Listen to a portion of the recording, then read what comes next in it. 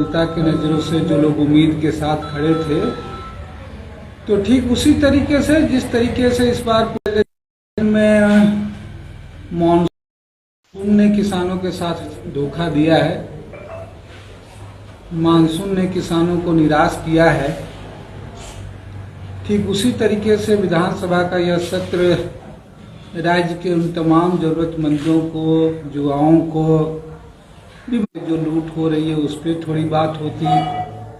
छात्र और नौजवान उम्मीद कर रहे थे कि नियुक्तियों के साथ ही साथ सुप्रीम कोर्ट का पिछले दिनों जो निर्णय आया पूर्व के रघुवर दास की नियोजन नीति से, उससे शायद ये सरकार सबक लेती और अभी जो इनकी नियोजन नीति में विरोध हो रहे हैं उस पर बात होती, लेकिन वो सारी चीज़ों का असर नहीं दिखा और मानसून सत्र जो है एक दिन पहले जो है खत्म हो गया। ये दिगर बात है जो 4 दिन चला। मैं मानता हूँ जो भी सरकार ने कहा कि भाई 4 दिन जो है वो लगभग नहीं ही चला, जिस तरीके से हाउस ठप रहा।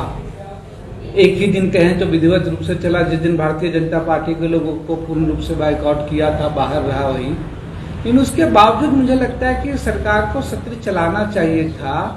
ठीक है, एक दिन और बाइकआउट होता, सरकार का जो अपना काम तो हो गया। तब इसलिए एक बार फिर इससे साबित हो रही है जो सत्र, विधानसभा, ये सब सारी चीजें होती है वो सरकार के ही बिजनेस और जरूरतों के अनुसार होती है। जनता के सवालों और जनता के डिमांड से कोई नहीं मामला रही। कल विधेयक पारित हो गया, सरकार का बिजनेस खत्म, सत्र समाप्त। जबकि आज गैर सरकारी संकल्प था, हल हो कितना हो तो दूर की बात है, लेकिन आवाज तो सुनी जानी चाहिए। और गैर सरकारी संकल्प एक ऐसा था जिसमें सारे विधायकों के सवाल वो आते हैं और जवाब देना पड़ता है। आमतौर पे सब लोगों ने देखा कि अंतिम दिन के सत्र देर रात तक चलती थी, 7 बजे 8 बजे तक, क्योंकि एक भी चीजों को ये कोई नया लॉटरी सिस्टम है, आप इग्नोर नहीं कर सकते थे। लेकिन वो नहीं चला। अलग बात है कि भारतीय जनता पार्टी भी जिन इश्यू को लेकर के सदन बाधित कर रही थी, मैं तो नहीं समझता हूं उसमें उनकी भी कोई ईमानदारी थी। ईमानदारी रहती थी जो पहला अगर उनका देखिएगा बाधा करने वाला सवाल को लेकर के, तो अगर आप देखें तो सुखाड़ को लेकर के सारे अखबारों में है कि जब हाउस शुरू होने से पहले ही बैठक थी विभिन्न दलों की, उस समय ही एक सहमति बन गई थी। बल्कि उस बैठक का ये लोग बाइकआउट किए थे, भाजपा के लोग नहीं आए थे, तब भी ये सहमति बन गई थी कि भाई सदन में कम से कम एक दिन सूखे की स्थिति है, बारिश की स्थिति, उस पर चर्चा हो।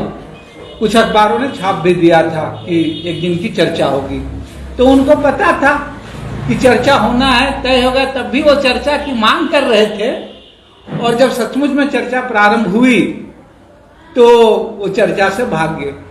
क्योंकि जाहिर सी बात है, अगर भाग होती, जब स्थितियां यही है, राज्य सरकार पर जो सवाल उठ रहे हैं उठेंगे ही कि भाई आप घोषित कीजिए, रिपोर्ट रखिए। राज्य सरकार ने जो भी हो जवाब दिया, लेकिन तब उनको भी इस बात पे जवाब देना होता, जो कि उस दिन भी मैंने चर्चा के दौरान रखा। सूखे में जिस दिन जो चर्चा हो रही थी, तो मैंने स्पष्ट रूप से वो कहा कि भाई आप तो यहाँ लोग झारखंड में ये हैं, लेकिन यहाँ तो झारखंड में विधायकों में तो नोट की बारिश हो रही है। विधायक जरूर कांग्रेस के बीच रहे हैं, लेकिन आज़ादी के 75 साल हो गए और वोट की राजनीति को नोट में तब्दील किया जाए, जहां वोटों से खारिज कर दिया जाए गया हो, वहां कैसे नोटों से है। तो इसकी प्रगाढ़ता तो मध्य प्रदेश से, महाराष्ट्र से लेकर के और अभी झारखंड में भी जो तस्वीरें आ रही है, तो इसके मास्टरमाइंड तो भारतीय जनता पार्टी ही है। तो उस पर बात होती, बात इस बात पे होती कि भाई अब सूखा है, तो ऐसी स्थितियों में अनाज में, जब लोग अनाज में निर्भरता और बढ़ेगी, तब आप जीएसटी क्यों लगा रहे हैं इस दौर में? तो जाहिर सी बात है इस चर्चा पे उनको भाग नहीं लेना था। ठीक इसी तरीके से देखिएगा, दूसरे दिन में जिस बात भ्रष्टाचार के सवाल को लेकर के रहते, तो कभी हाउस के अंदर उन्होंने ये पूरे झारखंड राज्य इसको लेकर के शर्मसार हुआ। वो चाहे जिस विधायक हो या 3 विधायक गिरफ्तार हों या बाकी चीजें हों, वो कह रहे थे जो तस्वीरें जारी हो रही थी, आसाम कनेक्शन आ रहा था, आसाम कनेक्शन की तस्वीरें भी दिख रही थी और बाकी जो रिपोर्टें आ रही है, तो इस पे भी वो चर्चा से कतरा रहे थे। तो जाहिर सी बात है उनको तो नहीं करना था, लेकिन तमाम चीजों के बावजूद ये सत्र पे अगर ये चलता तो एक दिन और चलाया जाना चाहिए था, यह हमारी समझ है। खैर वो सत्र तो नहीं रहा, और सत्र रहा भी क्या, जब सत्र चलता भी है। इसलिए हमने कहा, उस दिन रिपोर्ट भी रखा कि जो बजट सत्र में अगर देखिएगा तो 90 आश्वासन सरकार ने दिए थे।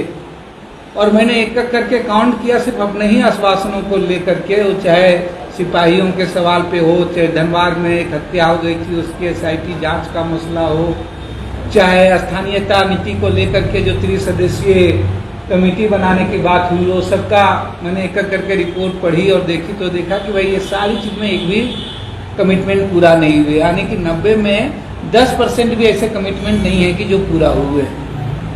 तो खैर हम यही मांग करेंगे, सत्र तो जरूर समाप्त हो गया है, लोगों को निराशा हो गई, लेकिन सरकार कम से कम इन चीज़ों पे भी 2 मसलों पे ये ले, जो सूखे के दौरान चर्चा में कही भी है कि अब रिपोर्ट भी सरकार मंगा ली होगी, और स्थितियाँ जिस दिन चर्चा हुई है उसमें 1 सप्ताह के बाद से और बिगड़ ही रही है, जो रिपोर्ट है रूपा नहीं हुआ है। ये सूखे की स्थिति तो साबित हो गई है, उस दिन भी सरकार ने स्वीकार किया, तो जाहिर सी बात है सूखा अगर होगा, अनाज की कमी होगी तो यही अकाल में तब्दील होगी। तो राज्य के लोगों के लिए तत्काल राहत की घोषणा करे सरकार, लोगों को काम मिले, लोगों को रोजगार मिले। लेकिन काम और रोजगार क्या मिलेगा, मनोज जी ने बताया, अभी पहले से ही जो निर्माण कार्य खास करके बालू की वजह से जो है वो लोग ऐसे ही ये पड़ गए हैं। ग्रामीण क्षेत्रों में तो जो परेशानियां हैं, शहरी क्षेत्र में जितने काम होते हैं मुख्यतः निर्माण की किस्म के काम हो रहे हैं, और वो डेली मजदूर जो गांव आकर के शहर में काम कर रहे हैं उनके लिए परेशानियां हो गई है। सरकार एक ही जवाब पहले भी देती है, अब भी देती है कि भाई कि ये सुप्रीम कोर्ट के गाइडलाइन के अनुसार जो है बालू बंद है, लेकिन हम कह रहे हैं वो तो बारिश तक का मसला होता है, और जब झारखंड में ऐसे ही बारिश नहीं हो रही तो सरकार को एक अपील करना चाहिए कि ये बालू पर से रोक हटे, लेकिन जाती तो फिर उठाओ, लेकिन फिर वो उठाव कैसे होगा, क्योंकि सरकार ने अभी भी कोई नीति नहीं तैयार की। जो दूसरी बात आएगी बाधा कि भाई आप घाटों को नीलाम कर रहे हैं कि नहीं, लोकल लोगों को ये नहीं कर रहे हैं, अब फिर ये अगस्त के बाद ये तो जाहिर सी बात फिर लोगों को परेशानी होगी। तो मुझे लगता है कि जहां कॉमर्शियल जिन घाटों का यूज है उसको लेकर के जो भी नीलामी करना है सरकार तुरंत करे, लेकिन इसमें एक बात का जिक्र होना चाहिए, ग्रामीण गांव इलाकों में जहां नदियां जिनके वजह से बची है, बड़े बड़े घर मकान छोटे अपने व्यक्तिगत निर्माण कार्य कर रहे हैं, उस पे उनको छूट देनी चाहिए, ये पॉलिसी सरकार को अपनाना चाहिए। तीसरी बात जो है हम करें, अभी सुप्रीम कोर्ट का आदेश आया जो रघुवर के समय के नियोजन की जो नीति थी, और नीति से है कि भाई इस राज्य के भी बच्चे जो यहाँ के मूलवासी हैं, जो यहाँ के स्थानीय हैं, जो रिजर्व कैटेगरी से नहीं हैं, उन बच्चे अगर कोई मैट्रिक और इंटर राज्य से बाहर किए हैं तो फॉर्म भी भर नहीं सकते हैं। तो जाहिर सी बात है यह भी मौलिक अधिकारों का उल्लंघन होगा। तो रघुवर दास की नीति से सबक लेने के बजाय, सरकार को इस पे सुधार करने के बजाय, इस राज्य के जो भी बच्चे हैं वो सारे लोगों को अधिकार होना चाहिए राज्य की नियुक्तियों में भरने के लिए।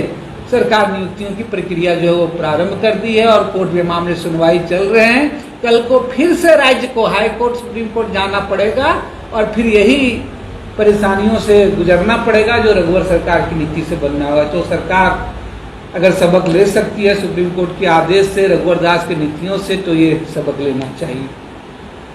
अभी पोस्ट ग्रेजुएट टीचर का जो है नियुक्तियां निकली है, इन्हीं की नियोजन नीति में है कि भाई सारी नियोजन नीति में आप ये कह दिए कि भाई क्षेत्रीय भाषाओं का जो है आपको एक पेपर रहेगा, और वो कंपलसरी नहीं है, वो कंपैरेटिव है, वो प्रतियोगी है, वो आपको पास होना अनिवार्य है।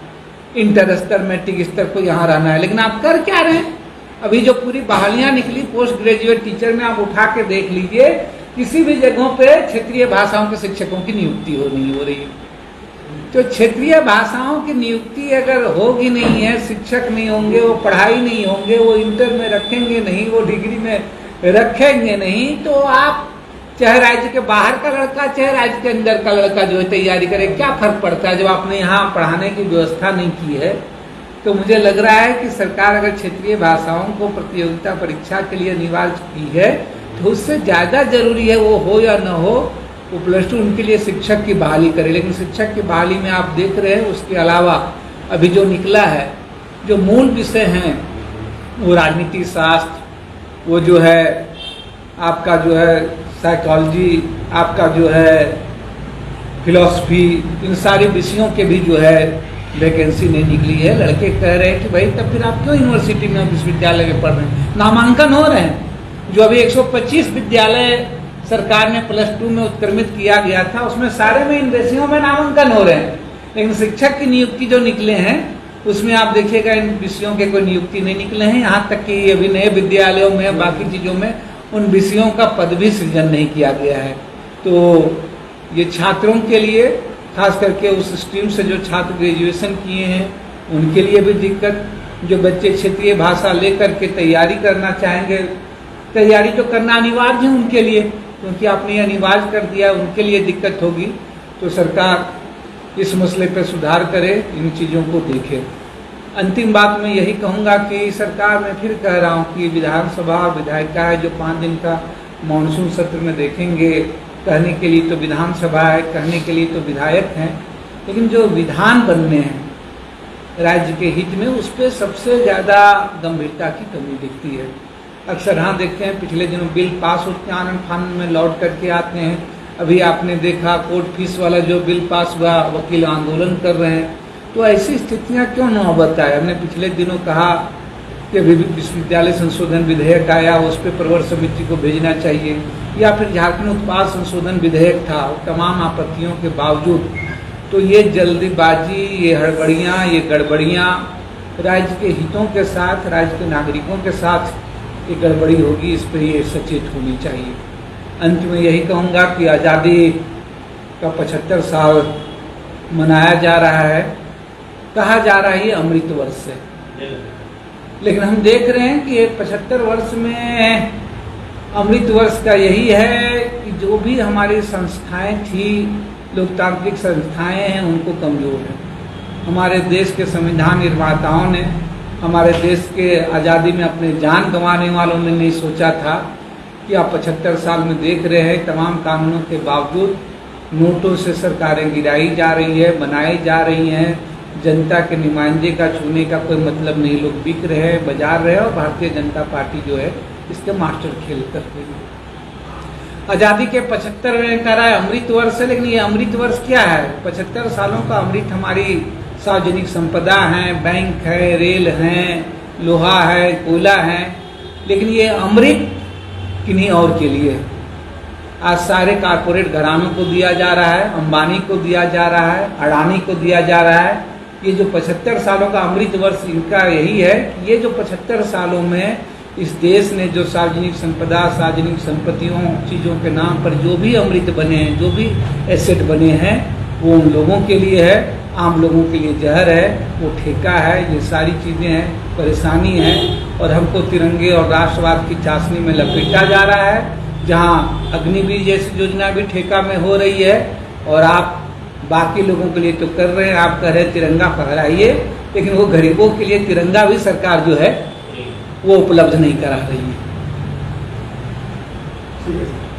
पूरे देश में कांग्रेस महंगाई के खिलाफ कड़क पर है। बिल्कुल, महंगाई का तो मसला ही, इसलिए हमने कहा कि ये लोग लेकिन आपदा में अवसर तलाशने वाले हैं।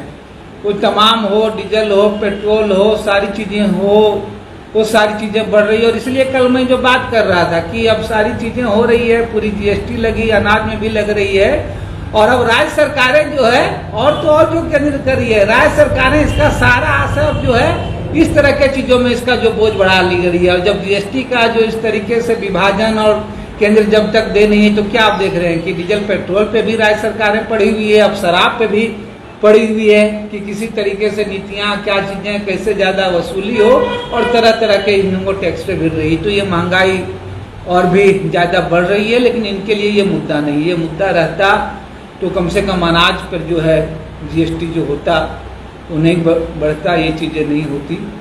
वो किसी भी दौर के समय में महंगाई का स्तर चरम हो रहा है और लोगों की रोजगार की संभावनाएं खत्म की जा रही है।